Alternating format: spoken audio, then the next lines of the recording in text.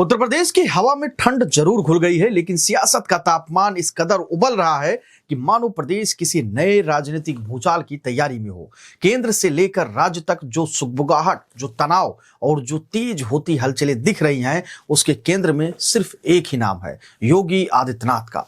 UP के मौजूदा राजनीतिक मौसम में यह साफ दिखाई दे रहा है कि योगी ने एक ऐसा निर्णय ले लिया है जिसकी गूंज सिर्फ लखनऊ तक सीमित नहीं रही है, बल्कि सीधे सीधे दिल्ली तक की सत्ता के गलियारों को हिला रही है।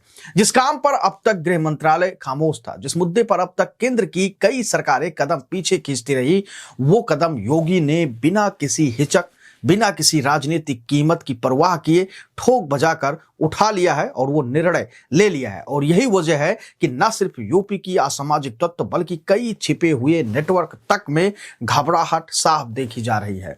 योगी सरकार ने स्पष्ट आदेश जारी किया है, उत्तर प्रदेश के सभी मदरसों में पढ़ने वाले हर छात्र, हर शिक्षक, हर मौलाना की पूरी प्रोफाइल सीधे एटीएस को सौंपनी होगी। नाम, पता, मोबाइल नंबर, पहचान पत्र, बैकग्राउंड, सब कुछ। कहने को तो यह एक प्रशासनिक आदेश है, लेकिन राजनीतिक धरातल पर इसका असर किसी बड़े सर्जिकल स्ट्राइक जैसा है।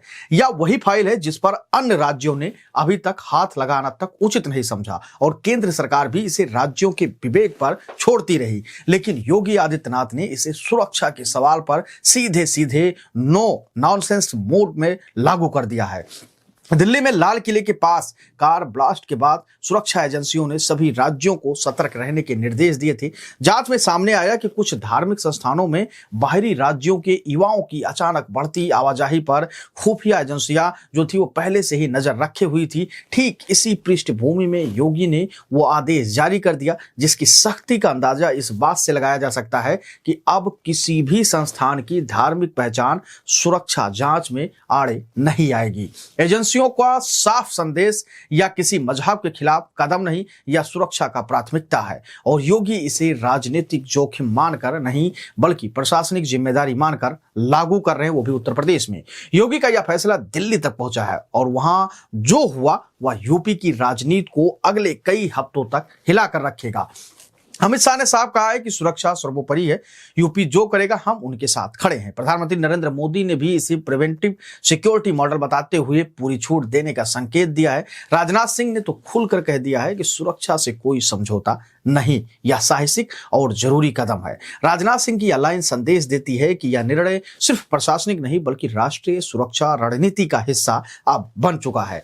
योगी आदित्यनाथ पहले से ही कानून व्यवस्था पर सबसे कठोर मुख्यमंत्री माने जाते रहे हैं, लेकिन यह निर्णय उनके नेतृत्व को एक नए स्तर पर अब रखेगा। दूसरी बात यह है कि योगी लगातार लॉ एंड ऑर्डर के मामले में एक से एक अभी तक जो है वो इतिहास रच चुके हैं। एक ऐसा नेता के रूप में जो सेंसिटिव मुद्दों पर भी बिना डर, बिना झुकाव और बिना राजनीतिक रियायत के सीधे कार्रवाई कर सकता है। यहाँ विपक्ष चुप है, सामाजिक संगठन सतर्क हैं और असामाजिक तत्वों की बोलती बंद हो गई है। योगी ने साफ कर दिया है कि उत्तर प्रदेश में सुरक्षा या संदेहास्पद गतिविधियों पर कोई भी समझौता नहीं होगा, न कोई बचेगा, क्योंकि यह कदम सिर्फ सुरक्षा से जुड़ा नहीं है बल्कि यह नई गवर्नेंस मॉडल का संकेत देता है। एक ऐसा मॉडल जिसमें धार्मिक संस्थान भी कानून और सुरक्षा जांच से बाहर नहीं रहेंगे। उत्तर प्रदेश अब उस दिशा में बढ़ रहा है जहां क्लीन बैकग्राउंड चेक कर हर संस्थान के लिए अनिवार्य होगा। इस कदम के बाद कई राजनीतिक दलों की रणनीति बदलने को वो मजबूर हो जाएंगी, क्योंकि योगी की यह छवि जनता के एक बड़े हिस्से में लोकप्रियता बढ़ाने वाली बन गई है। अब इस पूरी खबर का निष्कर्ष क्या है तो वो भी आप आसान और सरल भाषा में जान लीजिए। आज उत्तर प्रदेश में ठंड भले ही बढ़ रही हो, लेकिन राजनीतिक हवाएं तेज हो चुकी हैं। योगी ने एक ऐसा फैसला लिया है जिसने अराजक तत्वों की नींद उड़ा दी है, सुरक्षा एजेंसियों को ताकत दे दी है और दिल्ली की राजनीति तक गर्मी पहुंचा दी है। कई राज्यों की सरकारें अब यूपी की तरफ देख रही हैं और क्या यह अब राष्ट्रीय मॉडल बन सकता है योगी का फैसला? और भाजपा के शीर्ष नेतृत्व द्वारा योगी को मिला खुला समर्थन बताता है यह सिर्फ एक प्रशासनिक कदम नहीं बल्कि एक बड़े राजनीतिक संदेश की शुरुआत है। योगी आदित्यनाथ हर एक फैसला लेने के लिए जाने जाते हैं, चाहे जितना भी कड़ा से कड़ा क्यों ना हो।